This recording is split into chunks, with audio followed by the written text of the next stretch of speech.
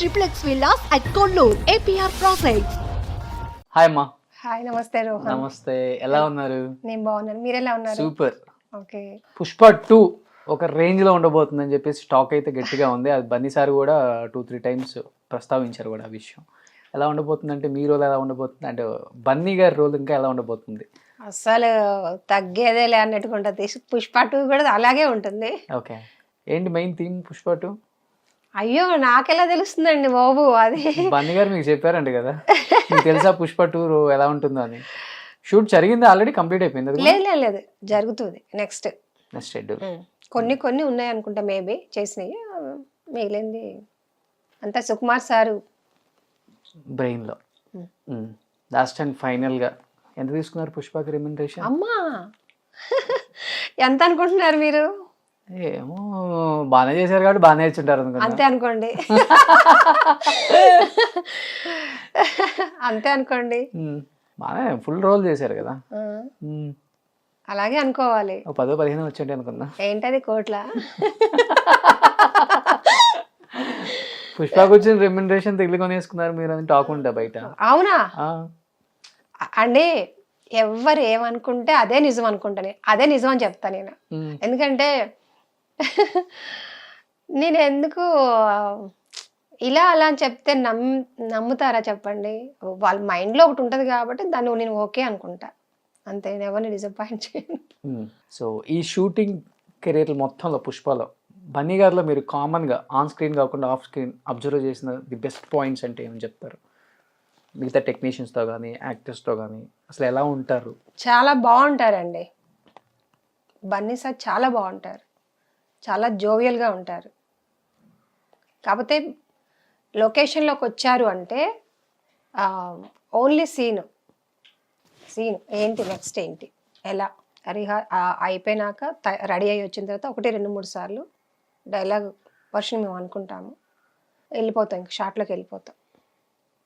సార్ని చూసిన తర్వాత నేను ఎలా చేయాలనేది నేర్చుకున్నా. ఫస్ట్ బన్నీ సార్ని చూసిన తర్వాత నేను ఎలా చేయాలి చాలా వరకు రియల్గా ఫీల్ అయ్యామండి. ఎందుకంటే నేను చాలా స్ట్రగుల్ కదా, మీరు చూశారు సినిమాని, ఎంత స్ట్రగుల్ పడాలి మదర్. ఆ టైంలో రియల్గానే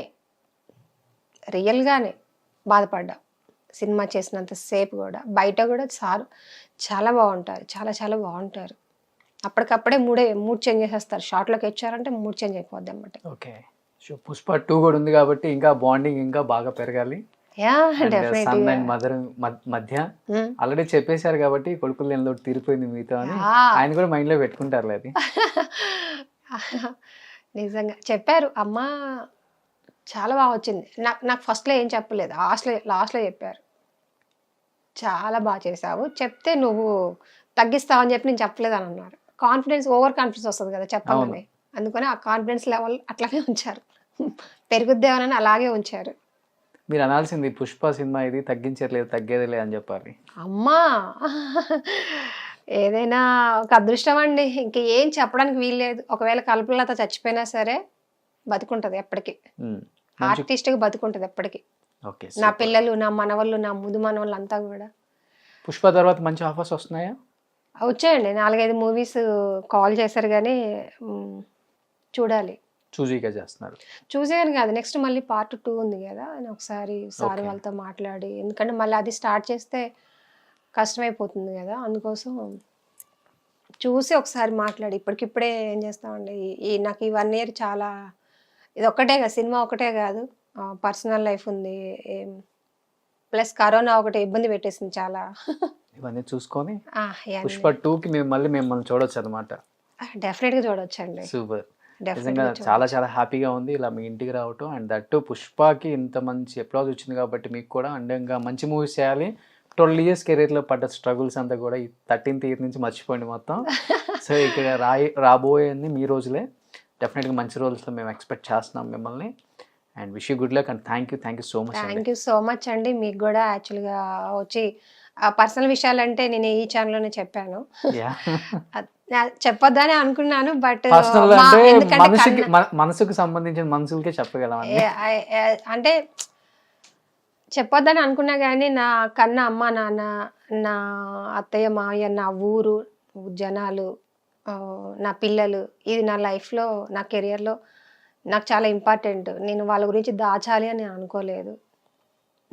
మా ఊళ్ళో వాళ్ళందరికీ కూడా తెలుసు. నేను కూడా వెళ్ళాను వాళ్ళతో పాటు పనికి వెళ్ళాను కాబట్టి.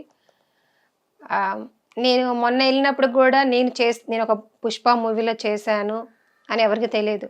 బట్ ఇప్పుడు ఒక నెల రోజులు నేను అక్కడే ఉన్నాను. బట్ వాళ్ళు అనుకొని ఉంటారు కనీసం చెప్పని కూడా చెప్పలేదు ఏంటి అని. అంటే చూస్తే బాగుంటుంది కదా, చెప్పడం ఎందుకులే అని చెప్పి అనుకున్నాను. మేము ఎంత చేసినా ఏం చేసినా ఆ ప్రేక్షక దేవుళ్ళు ఆదరించి, మీడియా వాళ్ళు మిత్రులు కూడా, ఒక బ్రదర్స్ అందరూ కూడా మమ్మల్ని, మా సినిమాని ఎంకరేజ్ చేసి ఆశీర్వదిస్తే మేము ఇంతకంటే ఇంకొంచెం బాగా చేస్తాం. ఎందుకంటే మేము చేసినంత ఒక ఎత్తు అయితే మా అవుట్పుట్ ఎలా ఉండేదని చెప్పేది మీరు ప్రేక్షకులు. మీ అందరి సపోర్ట్ ఎప్పుడు ఉంటే ఒక సిస్టర్ లాగా మా సినిమా మొత్తం ఇంత హిట్ అయింది అంటే మీరందరూ ఓకే చేస్తేనే మీ హిట్లో ఉన్నాం. మేము ఇంత చేస్తే మీరు ఇంత ఇవ్వాలి, ఇంత ఇస్తేనే మేము ఇంత అవుతాం. లేదు అనుకుంటే ఈ సినిమాకి ఇంతే ఉండండి, నెక్స్ట్ సినిమాకి ఇంత అవుతుంది. నెక్స్ట్ సినిమాకి ఏమో అండి, అంతా గాడ్ గిఫ్ట్. అసలు ఏది చెప్పడానికి వీల్లేదు. నాకు వచ్చిన అవకాశాన్ని సుకుమార్ సార్ చెప్పా కదా, నా అమ్మ, మైత్రి మూవీస్, మా నాన్న, ఎందుకంటే నాకు ఫాదర్ అంటే ఇదే కదా. అమ్మ అంటే ప్రపంచానికి ఎలా ఉండాలి ఏంటి అనేది ఒక నేర్పారు. కలిసి వచ్చే కాలానికి నడిచి వచ్చే కొడుకు అని, కనకపోయినా ఒక కొడుకు వచ్చేసాడు. నా ఫ్యామిలీని ఆశీర్వదించడానికి ప్రేక్షకులు వాళ్ళందరూ. అయ్యా మీరు చదివిన 10th కాదు, 10th లో పిహెచ్డి చేశారు. 10th లో పిహెచ్డి కాదండి, నేను అంతే చదివాను. 10th కూడా నేను అసలు ఎగ్జామ్స్ అవ్వకుండానే నాకు మ్యారేజ్ అయింది. ఓకే, బాల్య వివాహం. బాల్య వివాహం ఏం కాలేదు. మా నాన్నగారు ఆ టైంలో మా ముగ్గురు అక్క జిల్లకి అలాగే చేశారు. ఆల్మోస్ట్ చిన్నప్పుడే అయిపోయింది. ఓకే, వచ్చిన వాళ్ళు కూడా మంచి వాళ్ళు. Super. Anyhow congratulations and thank you for accepting this interview. Thank you so much. Thank you అండి, సూపర్.